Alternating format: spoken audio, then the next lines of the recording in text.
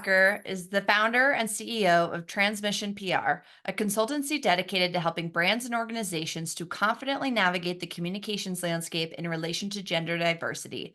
Aby is a CIPR chartered PR practitioner with more than 20 years in the industry.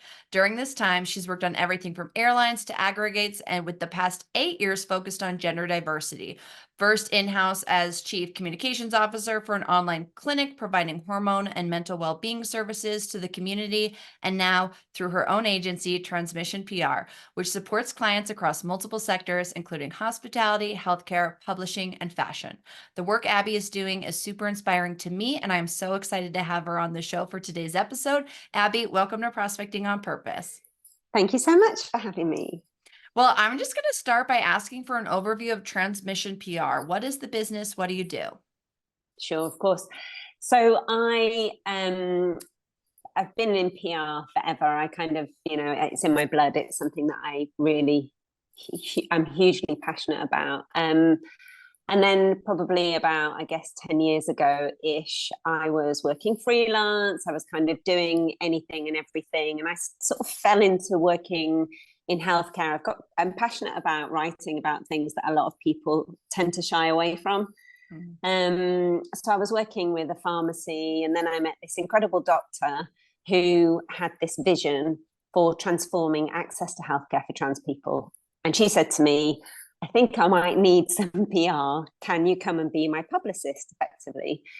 So I said yes. I didn't know anything about anything to do with trans people. I didn't have any friends, no kind of contact with the community. I just thought, why would I not want to work in this space? It's a group of people that I would like to be able to use my skills to be able to help, I guess. And it just kind of grew from there. So I started off at 1 day a week, and I was like, okay, well, this is interesting. And really quickly it became a kind of 24/7 job. I was living, eating, and breathing all things to do with communications in this particular space.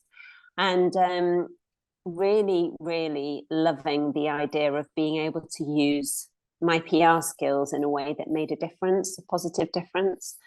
And so after kind of 6 years of working just for that particular client in healthcare, I kind of came to the conclusion that I could be doing a lot more if I went back into agency side, which is where I'd historically worked, and worked across sector and kind of, built up my own team. And so that's what I did. A couple of years ago, I launched Transmission PR. And as you said, we now work in lots of different sectors and help lots of different amazing brands who want to do better by the community in terms of the way that they communicate. That's amazing. And I was going to ask you how you found this work. So I appreciate you answering that. One of the things that I am finding, and I'm sure you're finding too, is it feels like awareness and understanding of trans individuals, non-binary people, it's growing, and it feels like a lot of individuals and brands and organizations want to be part of the solution, but it almost feels like the path forward is very murky.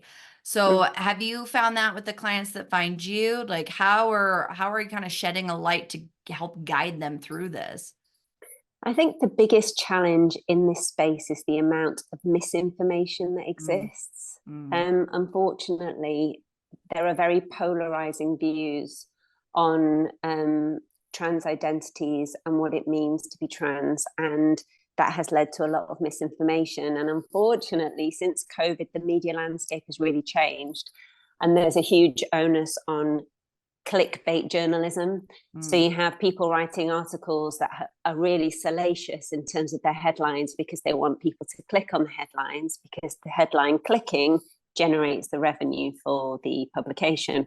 And so it's kind of fueled this trend towards more and more outrageous articles, more and more kind of outrageous stories that are just not grounded in anything, but because they are getting eyeballs, it's kind of continues to kind of generate similar articles, and it grows and grows. And the average unsuspecting person who either doesn't know a trans person or has no reason to really pay that much attention is being bombarded with all of these stories that are selling a certain narrative that just isn't true. And so they're beginning to build these pictures, which is fueling fear and hatred. And it's creating a really hostile environment for people who are gender diverse. And anything that we can kind of do to address that as an organization, that's one of the key things that we do, is helps to try to kind of counter that. It's kind of one of the key things that we focus on, how to help people to understand that the narrative that is being pushed out is being done so, and actually these are the kind of places you can go to get the real stories of the people that the media is talking about, and importantly, you know, the fact that trans people represent around 1% of the population. It's kind of a teeny tiny group, but unfortunately when people are saying articles day in, day out, talking about this community, you know, people start to get a really skewed picture of what the reality is.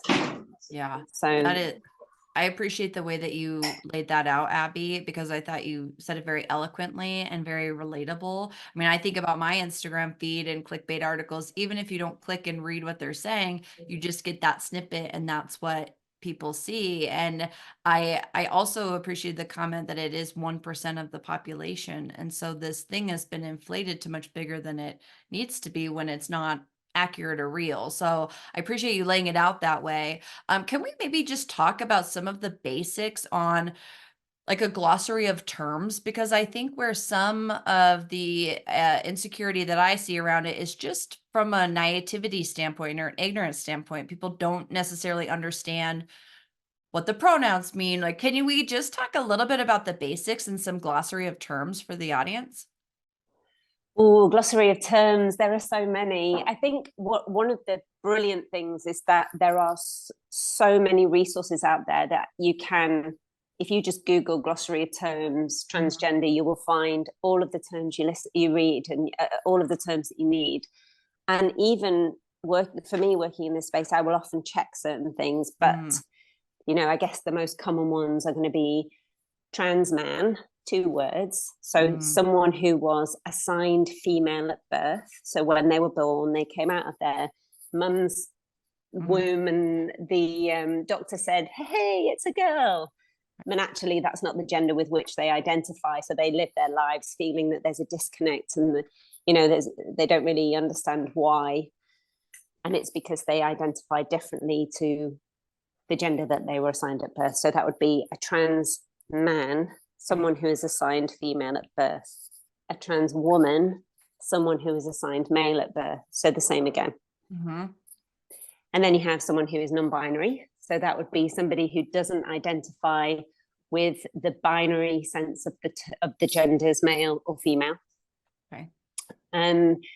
Gender non-conforming would be somebody who doesn't conform to societal ideas of what gender is. So that's another kind of useful one. I think AFAB and AMAB would be assigned female at birth and assigned male at birth. Again, that's terminology that is a respectful way of saying, often people will say, oh, you used to be a man or you used to be a woman. And that's kind of, which it isn't accurate to say, because for somebody who is trans, they didn't used to be anything. This is who they have always been. Yeah. So they're not changing gender. They are transitioning to the gender that they always were, to the identity that they have always been. That makes a lot of sense. Rather than changing from one thing to the other. Yeah, and I feel like even just you laying out those quick terminologies, I already personally feel more empowered in how I speak about the community too, because I think part of it is just, I don't think, the typical person, I don't think is intentionally misspeaking. Yeah, It's just a lack of awareness. So I appreciate that. The other day I had to look up what a cis woman was. And I'm like, what is this? I had to Google it. That was the other term that I thought might be quite useful. So transgender obviously is somebody who identifies with the gender that is the opposite of the one they were assigned at birth. Trans coming from the Latin across from, so the opposite of. Whereas cisgender is on the same side from Latin. So it just means not trans. Okay. So it's the opposite. And all of these words become really weaponized, and they get used in kind of every, often you'll have people saying, oh, don't call me cis. I find that really offensive. But it's not used in an offensive way. It's only offensive in the same way that the word trans is offensive, which, if you find trans offensive, I can understand that you might find cis offensive, but it's from the Latin, it's just a describing word.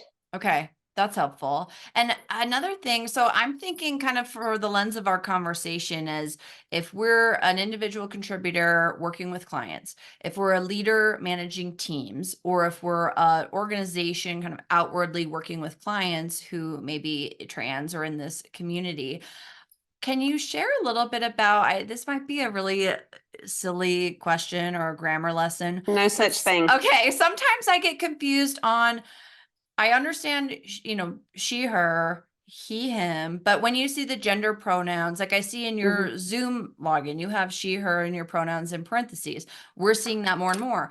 I don't have it in mind, but maybe I need to add it. Can we talk a little bit about how the pronouns, I guess, a definition, and then how they can be used in the workplace more intentionally? Of course. So pronouns are essentially, they're just a way that we use the English language, so we don't always have to say the name of the person, because it sounds weird. If I was talking about, Abby is going to the shop, Abby is going to buy something, Abby is coming back later, rather than having to we use pronouns. Yeah.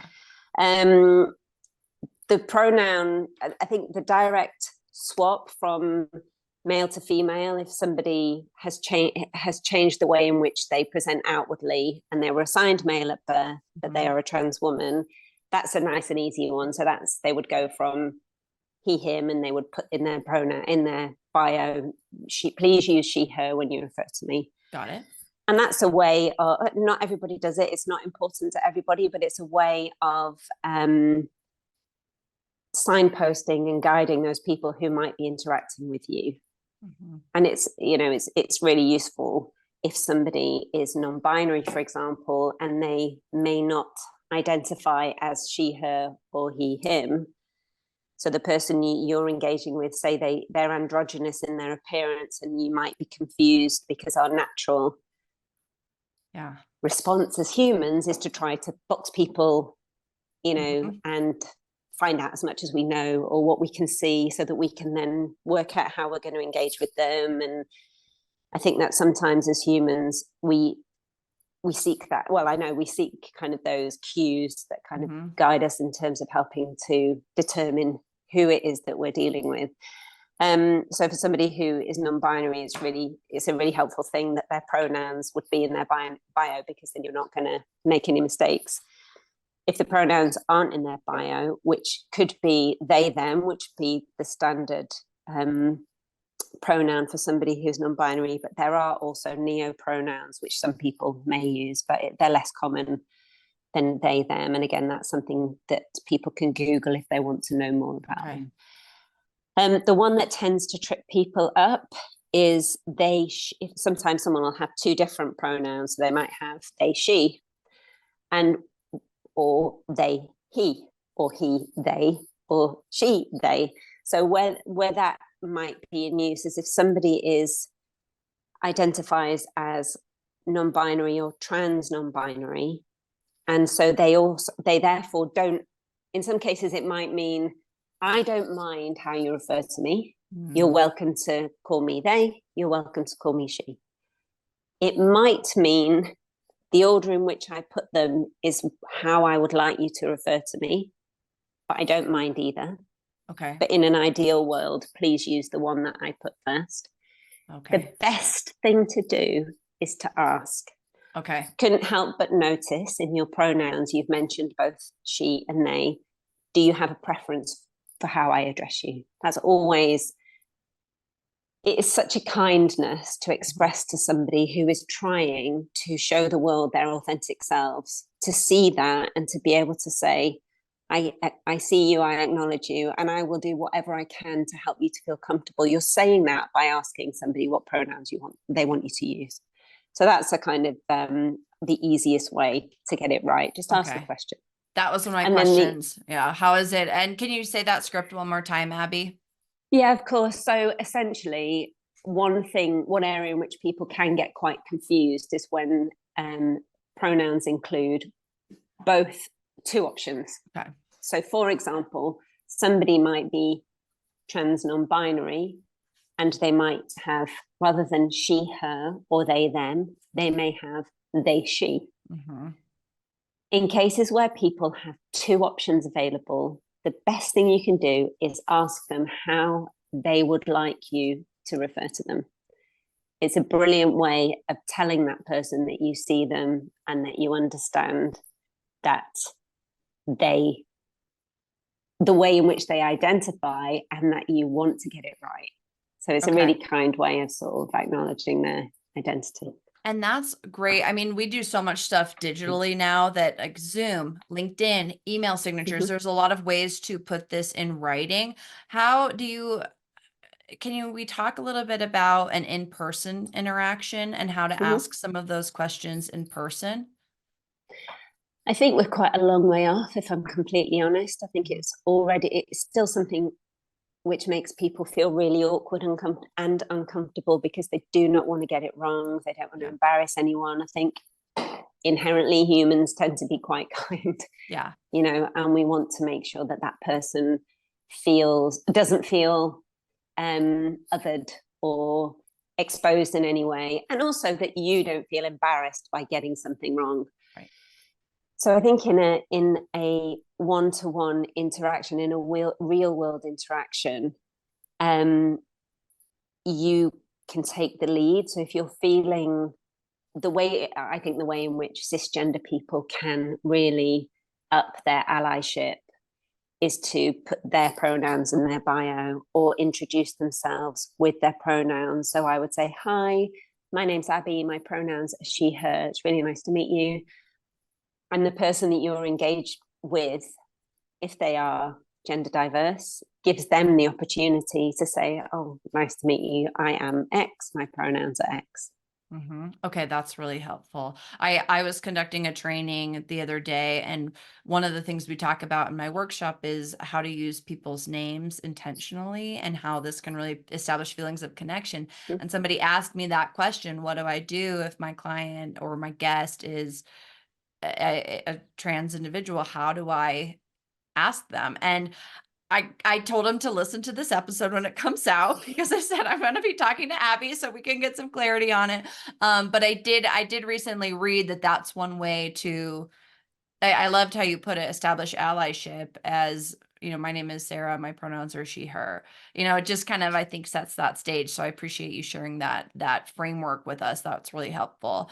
I'd like to talk a little bit, Aby, about kind of the fear that you mentioned because I feel like I empathize with that. I was a little bit anxious to put together this episode because same thing, like I want to come across as respectful, kind, loving to all people, but I'm nervous to make a mistake and accidentally offend someone or misspeak. So I'd like to talk a little bit about the fear that people have when it comes to, showing their allyship and what are some maybe mindset tips or techniques we can use to really work on kind of these insecurities.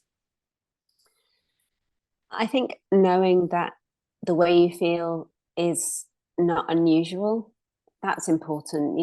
Ultimately, if you're interacting with somebody who is gender diverse or who is trans, I can guarantee they feel more nervous than you do. Yeah. Okay. And just acknowledging that you see them again, it's that whole kind of process of taking the time and being intentional and engaging in a way which is meaningful. The bar is sadly set so low. Mm-hmm. We're so early on in the journey in so many ways when it comes to understanding how to engage with trans people and how to give them a space and a voice that I think, keeping in mind the fact that it's okay to feel nervous, but that actually the other person's feeling more nervous. And it's just an evolution of language. It's just a change. Mm-hmm. We are used to change. You know, look how quickly we adapted to all of the talk around COVID. Right. It didn't Or take AI. very long for us Yeah. to Yeah. start a whole new lexicon. Yeah, good point. Everybody adopted it very, very quickly. I think that probably the key thing is that trans people represent around 1% of the population. So if you work in an organization of a certain size, you've probably got somebody who is trans or non-binary, especially if it's a younger demographic. Mm-hmm. And if not, you might have the parent of somebody or the wife of somebody. And so there is going to be a connection to the community. Mm-hmm. So the quicker you can stop feeling nervous and start understanding that this is just, trans people are just a normal part, a natural part of human variation. Mm-hmm. And being able to acknowledge that and worry a little bit less just brings you so far ahead of everybody else. Okay. Yeah, I like that. Just almost just giving us permission to be open to changing the lexicon. I love that reframe. I had something happen kind of recently that I gave you a heads up on, but I wanted to ask you about because I don't know if I handled it well, and I'd like to know how I should have handled it. So I was on the phone with someone, and we had talked maybe 3 times. So we're starting to build a nice relationship. And I had mentioned that I used to be on a team of all guys and commercial construction background. Not much offends me in that space. And this individual made a comment that she is very sensitive because of her transition and her hormones. And I didn't know if that was her way of trying to share with me. And I didn't really address it because I wasn't sure if I should have stopped her and asked for clarification. I just kind of continued our conversation, and I don't know if that was handled correctly. So if somebody kind of gives you those hints or that type of conversation, how should I have handled it differently? I think that everyone's different. To me, that sounds like she was giving you a few hints because she wanted you to engage. She wanted to share. It's really positive that she felt that you were the sort of person that she could share that with. So massive sort of tick there. Incredible that she felt able to just bring it up in the conversation. And so you'd clearly created a safe space for her. And I think that in the future, if that happens, just maybe encourage her, show some interest. Okay. So, that must have been really hard. Can you tell me a bit more about it? Or just really gently, without kind of, jumping on the trans thing. Right. Because I think, I recognized it, and then I wasn't sure the right path forward, if it made sense to just act like this was an everyday thing that we talk about, or if I should have asked more questions, because now I'm, I handled it the best I could in the moment. So I'm not kicking myself, but I am kind of recognizing, okay, if this happens again, how am I more prepared? And that's why I wanted to share the example on the podcast, because it did kind of catch me off guard. I wasn't expecting it, but I say exactly what you were saying. I don't care. I feel so grateful that she shared that with me. It's just, I later reflecting, I'm like, oh, I don't know if I handled that appropriately. So I appreciate. And it's all learning. It's all a learning experience. We are kind of, and what you'll probably find next time you interact is, if your hunch is right and she did want to kind of share a little bit, she might bring it up again. She might kind of do it in a different way, or you could bring up something unrelated and just sort of say, I had a podcast recently and we were talking about pronouns. And it just might be an opportunity, without being direct, to kind of give her that sort of, open that door, give her that platform to chat if she wants to. Okay. Yeah, I appreciate that. And let me ask you, I want to switch gears a little bit and talk about the clients that you work with, and almost like, I think everything we're talking about is how to be very proactive to the community.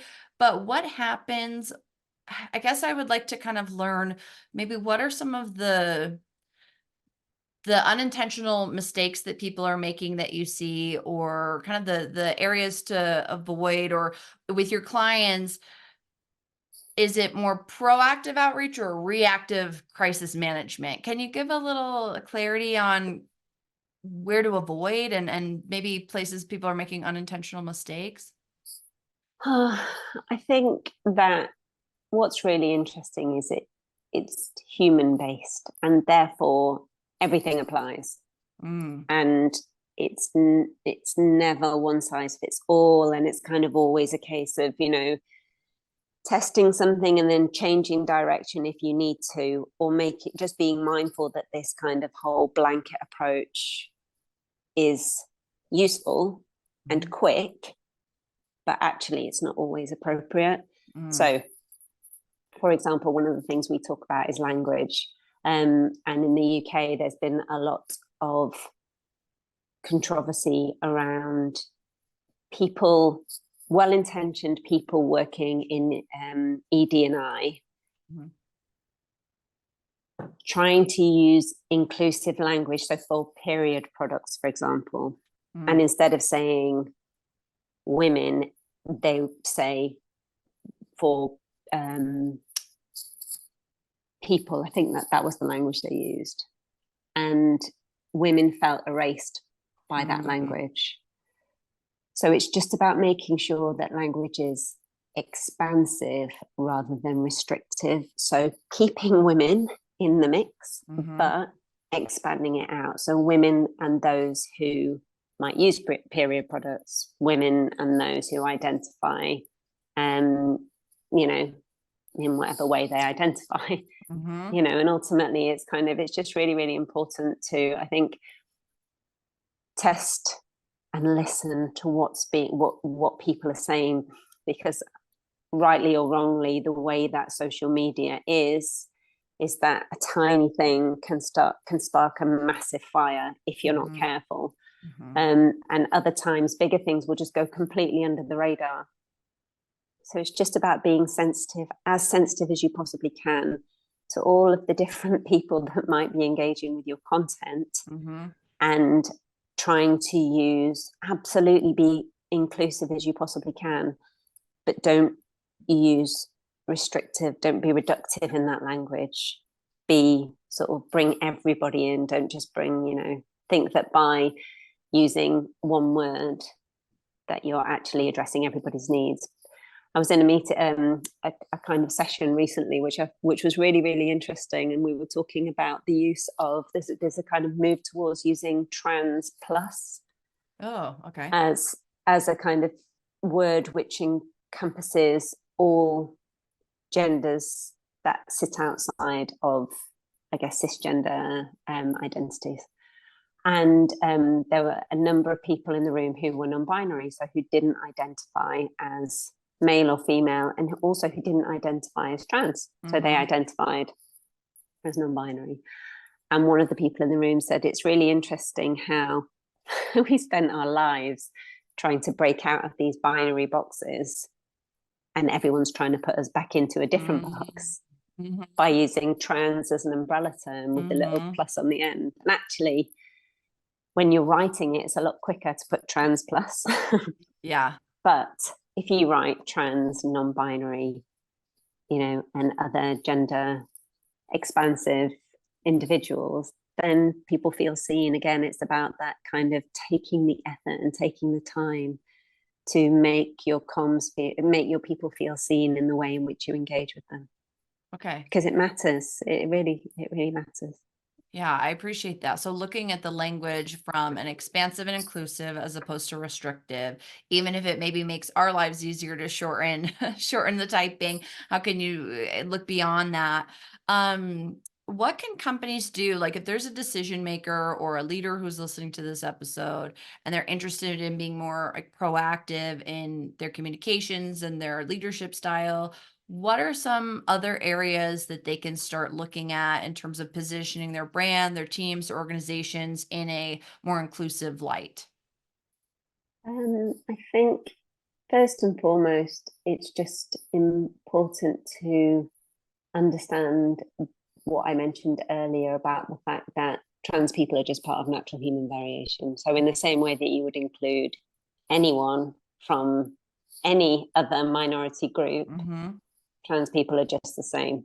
So it's just about taking what you already know and applying a slightly different lens.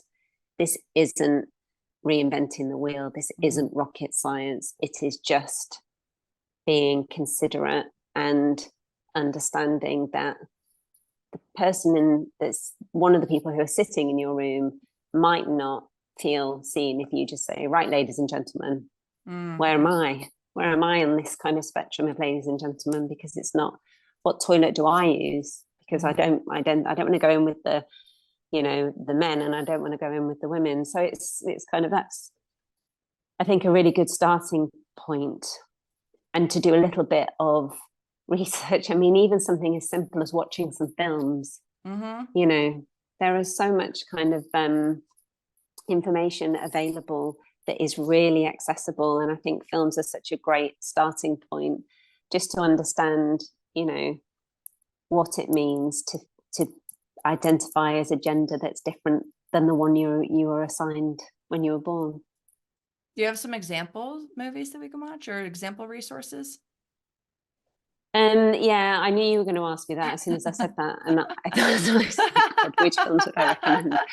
I think probably the best thing to do is to send you a list, a curated list, because often the community is so incredibly generous in terms of its desire to educate everybody that I would rather than it coming from me, I will go and find you a curated list that's been put together by someone, a member of the community, and I'll share that with you, and then you can put it maybe in the show notes, because I think that's always a nice. We'll put it in the show notes in the blog post. I think that's a great resource in terms of how can we educate ourselves more. And I think that's I think the bare minimum that everyone can do in any type of in any type of group that is marginalized. Like, let's educate ourselves. And that's something I've been challenging myself to do more of, because I do have a certain small lens of the world in some ways. And so expanding it gives you more empathy, it gives you more data points, it makes you more confident when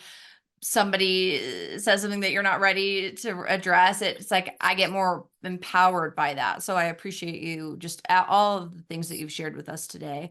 Let me ask you one other question before we kind of start to wrap up here. Let's say I'm interacting with someone who did read a clickbait article and they have some opinion that they're sharing, what can I as an ally do in response to that? Like, is there a nice script I can use to say, hey, that's actually incorrect? Like, give us some language there to use, please. Quite interesting, actually, because my husband is a pilot, and often as part of his day-to-day work, he'll end up in the cockpit chatting with his colleagues, and they will inevitably say, so what does your wife do? At which point he will say what I do, and the response is always very similar. Oh, I'm not too keen on that. Or, they'll start to go down this path of regurgitating the stories that I mentioned. And he often will ask them, why is this making you so cross? Oh, that's good. Yeah. He will often say, if that individual is living their lives in a way that makes them happy, how does that impact you?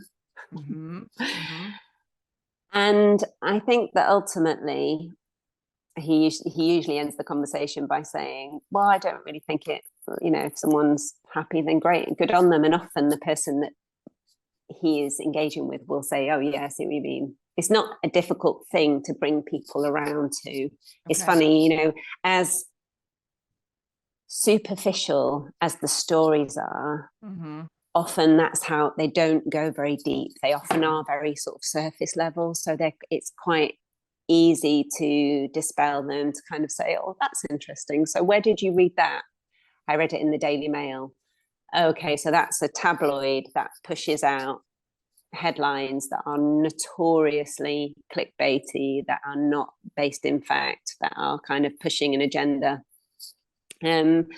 which I think leads to quite an interesting conversation. So in the UK, for example, the Conservative government, who are currently in power, they said that they did media interviews saying that they were going to base their campaign for 2024 on the trans debate and various other things. And they're so transparent about it that it's very easy to be able to say, well, you're reading that and you're believing that, but actually, did you know that the Conservative Party are actually saying these things just in order to create fear and to distract from the fact that people can't feed their families, the heating bills are going through the roof, we've got a climate crisis. I mean, if you think about the amount of money and time that is wasted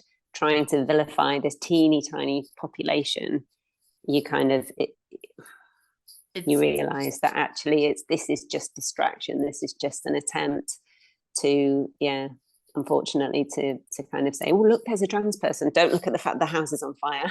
Right, exactly. And that's the impression that I get too. And other topics kind of in the same space where it's a distraction. Immigration topic. in the UK. That's a big one here too. And I think about one of the things that I hope is an encouraging future state is I feel like these opportunities outside of the political fear mongering, separate from that, but I feel like there's a lot of opportunity to almost like level up as a human race, like this evolution of innovation. I'm going to share an example and it might be totally just inappropriate and wrong, or an analogy. It might be totally off base, but again, I mentioned I worked in commercial construction and I worked with a lot of hotels.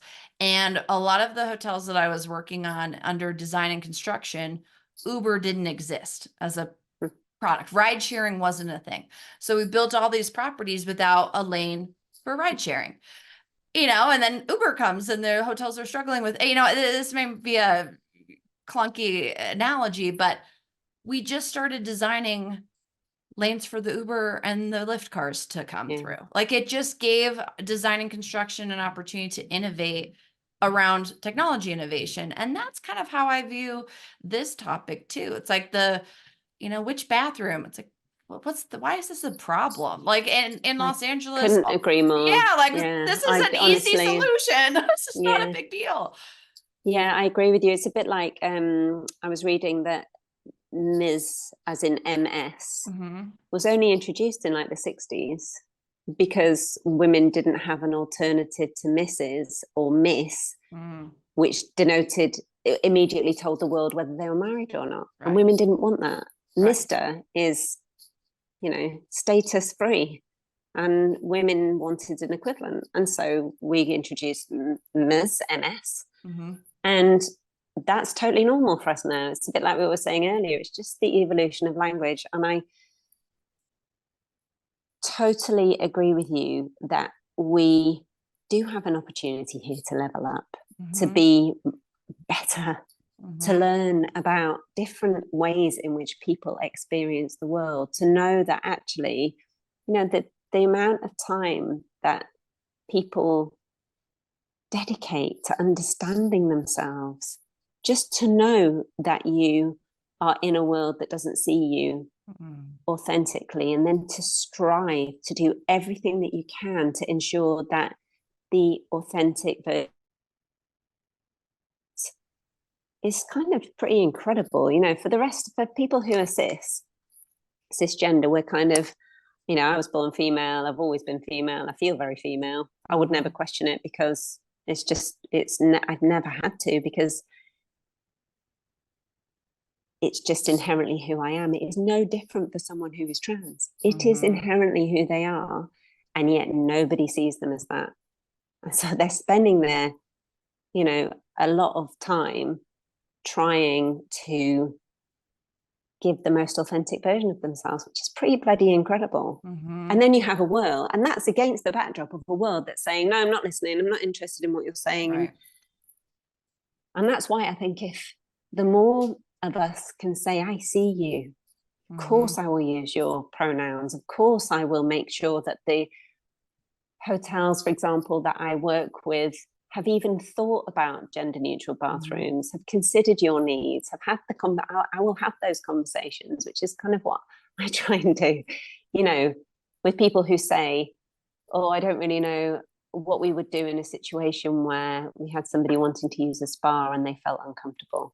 I will go and I will find out, we should be finding out the answer to that question so that we can say, you know, this individual has absolutely every right to be seen as who they truly are. And yeah, I think it's a pretty incredible thing.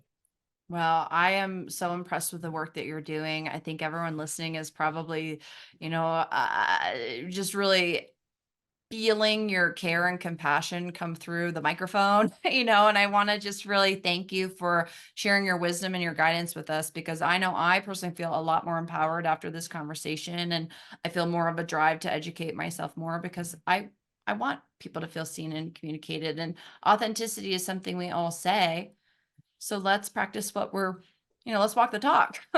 Yeah, absolutely. And the only thing I would add is that it's, and I'm a cis person, so I don't get it right all the time. I'm constantly learning, and I'm not sort of there to speak on behalf of anyone. I just hope that I can maybe open a few doors, maybe change a few hearts and minds, and kind of, help people to understand that really it's nothing for us to be afraid of.